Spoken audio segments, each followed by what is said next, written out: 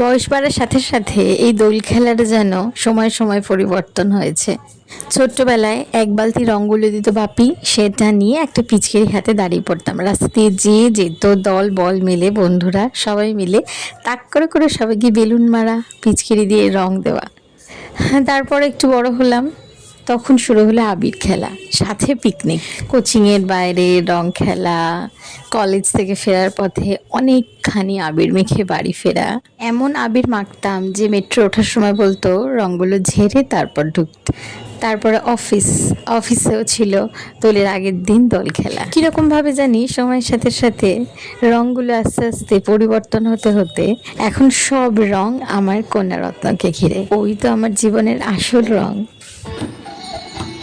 নাচো নাচো নাচো, হ্যাঁ হ্যাঁ নাচো তো, নাচো তো,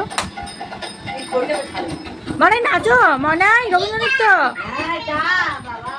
নাচো, মনে নাচো দিতে এসছে।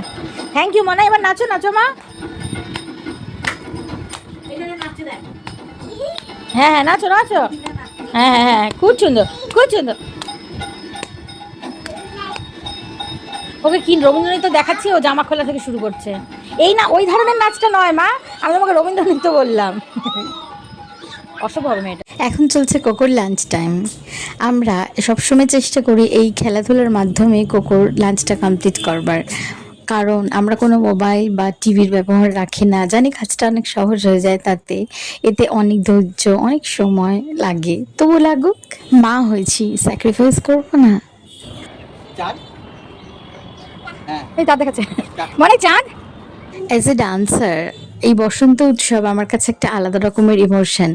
আকাশ বাতাস সব কিছুই যেন আমার কাছে মনে হয় সব রঙিন হয়ে ওঠে। তবে এখন তো 5 তলা মল, পুরোটাই শাড়ি। ওই যে বললাম আমার কন্যা রত্নকে ঘিরেই রং রস গন্ধ সবই এখন শেষ। না, সবকিছু কিন্তু শেষ হয়ে যায়নি, ইচ্ছা আছে আবার কন্টিনিউ করার। এখন নিচ্ছে একটা ছোট্ট ব্রেক, মন দিয়ে মেয়ে মানুষ করে কন্টিনিউ করব সেকেন্ড ইনিংস। আচ্ছা, ইতিমধ্যে কোকোর ডিনার কিন্তু কমপ্লিট, তবুও বাবার সাথে বসে একটু খাবার দাবার খাচ্ছে আমার মহারানী, সাথে ভেলটু।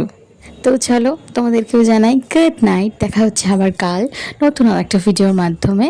আর আমার ভিডিও থেকে যদি কিছু ভালো লেগে থাকে তাহলে লাইক করো, শেয়ার করো, কমেন্ট করো আর সাবস্ক্রাইব করো।